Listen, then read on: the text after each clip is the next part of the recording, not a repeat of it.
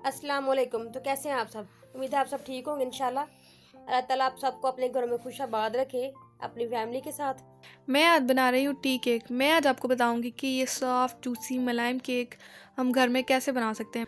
मेरी बहुत सी ऐसी बहनें हैं, वो इस जगह पे रहती हैं, ऐसे एरिया में रहती हैं जहाँ ओवन नहीं होता। वो बहुत परेशान है, उनको बेकिंग कुकिंग का बहुत शौक है, लेकिन वो इस ओवन की वजह से नहीं कर सकती। तो मैं आज आपको बताऊँगी कि आप बगैर ओवन के ये अच्छा मज़ेदार सा केक घर में कैसे बना सकते हैं। ये देखिए, मैं आपको काट के दिखा रही हूँ कितना जूसी और फ्लफ़ी सा केक बना है। बहुत ही सॉफ्ट केक बना है। तो चलिए फिर बिस्मिल्लाह करते हैं। जी, तो सबसे पहले मैं आपको सांचे में केक बनाना सिखाऊंगी। ये बनाऊंगी मैं 4 अंडे का। तो सबसे पहले सांचे को ग्रीस कर लेते हैं ऑयल लगा के, ताकि हमारा केक इसमें जुड़े ना, ख़राब ना हो। आप इस सांचे के किनारे में अच्छी तरह से ऑयल लगा लें। मैं ये काम ब्रश के साथ कर रही हूँ, मेरे पास था तो मैंने सोचा मैं इसी के साथ अच्छी तरह से इसको ग्रीस कर लेती हूँ, ऑयल लगा लेती हूँ। लेकिन अगर आपके पास ये नहीं है तो आप हाथ से भी कर सकते हैं, कोई इतना बड़ा मसला नहीं है। जी, तो सांचे में मैंने ऑयल लगा लिया है। अब मैंने इसके साइज़ का बटर पेपर काटा था, अब मैं वो लगा रही हूँ इसमें। इसको लगाने से ये होगा कि जो हमारा केक होगा वो आसानी से उतर जाएगा, बाहर सांचे से निकल आएगा, नीचे सांचे के साथ जुड़ेगा नहीं, ख़राब नहीं होगा। आप इसको अच्छी तरह से सेट करके बटर पेपर के ऊपर फिर एक दफ़ा ऑयल लगाएं, फिर इसको अच्छी तरह से सारा ग्रीस करें।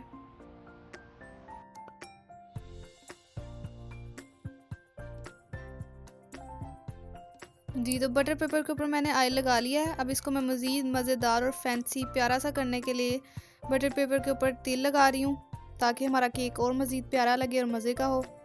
अगर आपको ये तिल अच्छे नहीं लगते तो आप इसको स्किप भी कर सकते हैं, छोड़ भी सकते हैं। ये मैंने 4-5 बादाम दरमियान से काट के ये भी डेकोरेशन के लिए लगा दिए हैं। जी, तो सांचा मैंने तैयार करके रख लिया है। अब बाकी चीज़ें तैयार करते हैं। ये 100 ग्राम मैदा है और 4 अंडे हैं। आप अपने घर में कोई भी 100 ग्राम का कप नाप के रख लें। इस मैदे को हमने 5 दफ़ा छानना है। जितनी दफ़ा छानेंगे उतना ही हमारा केक अच्छा फ्लफ़ी, फूला हुआ और सॉफ्ट बनेगा। मैं ये सारी चीज़ें पहले इसलिए तैयार करके रख रही हूँ क्योंकि जब केक का बैटर हम बनाएंगे, अंडों को बीट कर लेंगे तो फिर उसको रखना नहीं है, वो ख़राब हो जाता है। तो इसलिए मैं मैदा और चीनी, ये जो सांचा वगैरह पहले ही तैयार करके रख रही हूँ। जी, तो मैदा मैंने छान के रख लिया है। मैं इसमें 1 चम्मच बेकिंग पाउडर डाल रही हूँ। इसको अच्छी तरह से मिक्स कर लें। जब हम मैदा छान रहे होते हैं, आप बेकिंग पाउडर तब भी डाल सकते हैं ताकि वो अच्छी तरह से मिक्स हो जाए। जी, तो सांचा और मैदा वगैरह मैंने छान के रख लिया है। अब अंडों को बीट करते हैं। अंडों की जर्दी अलग कर लेते हैं और अंडों की सफ़ेदी अलग कर लेते हैं। सबसे पहले सफ़ेदी को बीट करना है। मैं ये अंडों की जर्दी और सफ़ेदी अलग करके फिर आपको दिखाती हूँ। जी, तो चारों अंडों की जो जर्दी है वो मैंने अलग करके साइड पे रख ली है। अब सबसे पहले सफ़ेदी को बीट करते हैं अच्छी तरह से। ये देखें, माशाल्लाह से अंडों की सफ़ेदी कितनी अच्छी तरह से बीट हो रही है।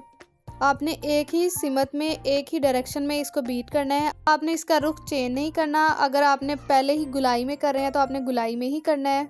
आपने उसकी साइड बिल्कुल भी चेंज नहीं करनी, इससे केक ख़राब हो सकता है। एक ही रुख में, एक ही साइड में आपने बस बीट करते जाना है अच्छी तरह से। ये छोटी छोटी और बहुत ही बारीकी की बातें मैं आपको बता रही हूँ ताकि आपको आसानी से समझ आ सके, और जो मेरी बहन पहली दफ़ा भी केक बनाए उससे भी बहुत अच्छी तरह से ये केक बन जाए। बाहर वाले जो बेकरी के लोग हैं जो केक बनाते हैं, वो तो बिल्कुल भी कभी भी ये आपको ये बातें नहीं बताएंगे। मैं इसमें 1 ढक्कन भर के सिरका डाल रही हूँ। सफ़ेदी में सिरका मैं इसलिए डाल रही हूँ ताकि रिएक्शन करे और हमारा जो केक है वो अच्छी तरह से फूले और नरम बने। आप किसी भी कंपनी का अच्छा सिरका यूज़ कर सकते हैं। 1 ढक्कन मैंने इसलिए डाला है क्योंकि इन बोतलों का साइज़ तकरीबन सेम ही होता है और आपको आसानी से समझ भी आ सके कि कितना सिरका डालना है। पूरा नाप तोल के मैं आपको इसलिए बता रही हूँ क्योंकि केक थोड़ी सी भी गलती की गुंजाइश नहीं देता। अगर हम थोड़ी सी भी कोई चीज़ ज़्यादा या कम करेंगे तो इससे केक हमारा ख़राब हो सकता है। ये देखिए, माशाल्लाह से सफ़ेदी हमारी काफ़ी हद तक बीट हो गई है। अब मैंने 4 चम्मच चीनी ली थी, 4 ही अंडे और 4 चम्मच ही मैंने चीनी ली है। इसको मैंने अच्छी तरह से पीस लिया है, ग्राइंड कर लिया है। हमारे घर में वनीला एसेंस ज़्यादा शौक से नहीं खाया जाता, उसकी खुशबू, उसका जायका पसंद नहीं किया जाता, इसलिए मैंने इलायची पाउडर जो है वो चीनी में डाल के मिक्स कर लिया है। आप चाहें तो वनीला एसेंस भी यूज़ कर सकते हैं। चीनी सारी एकदम से नहीं डालनी है, आपने एक एक चम्मच करके डालनी है और उसको अच्छी तरह से बीट करना है। चीनी आप अपने टेस्ट के हिसाब से कम या ज़्यादा कर सकते हैं। जी, तो ये देखें, माशाल्लाह से सफ़ेदी हमारी कितनी अच्छी बीट हो गई है। जब सफ़ेदी के ऊपर निशान बनने लग जाए बीटर के, तब आपने इसको बीट करना छोड़ना है। ये इसकी निशानी है। जी, तो ये जो जर्दियाँ मैंने अलग करके रखी थी, इसमें मैं चुटकी सा नमक डाल रही हूँ ताकि हमारे केक का मीठा बैलेंस रहे। इसको अच्छी तरह से फेंट लें। अब ये जो जर्दी है थोड़ी थोड़ी करके हम सफ़ेदी में डाल के इसको भी अच्छी तरह से बीट करेंगे। आपने सारी एक दफ़ा नहीं डालनी, आपने थोड़ी थोड़ी सी करके बीट करना है इसको।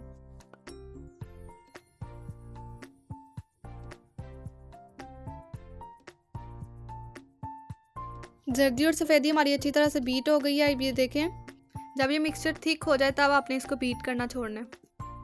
जी अब ये जो ड्राई फ्रूट्स मैंने निकाल के रखे थे इसमें डालने के लिए अब इनको मिक्स करते हैं। किशमिश, खजूरें, चार मगज़, खजूरों को मैंने बारीक बारीक काट लिया है।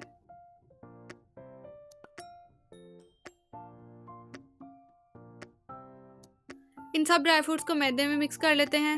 इन सबको मैदे में मिक्स करने का फ़ायदा ये होगा कि ये जाके सांचे के साथ नीचे जुड़ेंगे नहीं। छाने हुए मैदे में थोड़ा सा फूड कलर शामिल कर रही हूँ ताकि केक का कलर अच्छा है। अगर आप ना डालना चाहें तो ना डालें।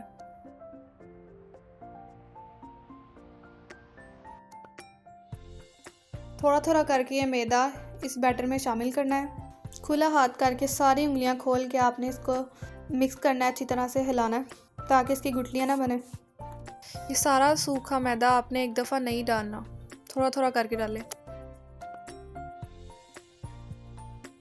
जी तो ये देखें हमारा बैटर जो है माशाल्लाह से कितना अच्छा मिक्स हो गया है। अब जो ड्राई फ्रूट्स हमने मैदे में शामिल करके रखे थे अब वो इसमें डाल दें। ये तो बैटर मैंने मिक्स करके रख लिया। अब जर्दी वाले बर्तन में 4 चम्मच ऑयल,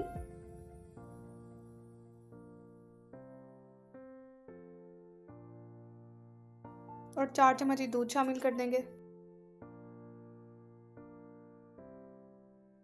इसको अच्छी तरह से मिक्स करें और जो अंडों का बैटर है वो इसमें थोड़ा सा शामिल कर दें। अब इसको भी अच्छी तरह से मिक्स करें।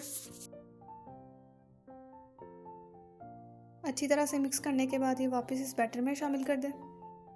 इसको भी अच्छी तरह से मिक्स करें। जी तो माशाल्लाह से बैटर हमारा रेडी है। अब इसको सांचे में डालते हैं। आराम से एहतियात से डालना है इसको।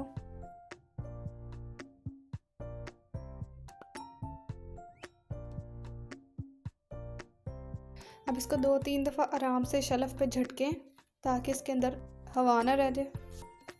अब इसको बेक होने के लिए रखते हैं। देगचे को मैंने पहले ही प्री हीट होने के लिए, गर्म होने के लिए चूल्हे पे रख दिया था। ये देखें देगचे में कोई पानी नहीं है, कोई नमक नहीं है, ऐसे ही सादा इसको मैंने ऊपर रख दिया था चूल्हे पे गर्म होने के लिए। इसके ढकने पे मैंने कपड़ा लपेट दिया ताकि इसकी स्टीम बाहर ना जाए। पहले 1-2 मिनट आपने आग तेज़ रखनी है, उसके बाद कम करनी है। जी तो आग देखें मैंने इसको बिल्कुल कम कर दिया है, दम के जितनी। अब इसको 50 मिनट के लिए बेक करना है। जी तो 50 मिनट हो गए हैं। अब हम अपना केक चेक करते हैं।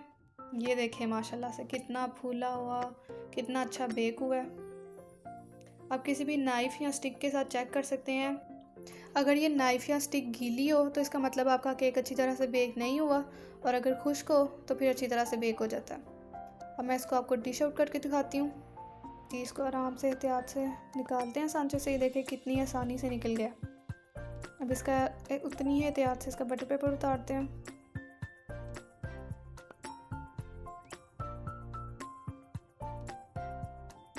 जी इसका कलर देखें माशाल्लाह से कितना प्यारा है, बिल्कुल भी नहीं टूटा। मैं अब आपको कट करके दिखाती हूँ। जी तो देखा आपने मैंने बगैर ओवन के कितना अच्छा और टेस्टी सॉफ्ट केक बना दिया। आप एक दफ़ा ये ज़रूर बना के देखिएगा।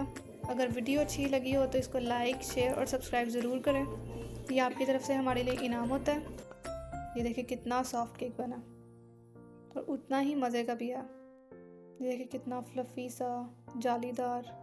आप इसको एक दफ़ा ज़रूर बना के देखें। वीडियो देखने का बहुत शुक्रिया। अल्लाह हाफ़िज़।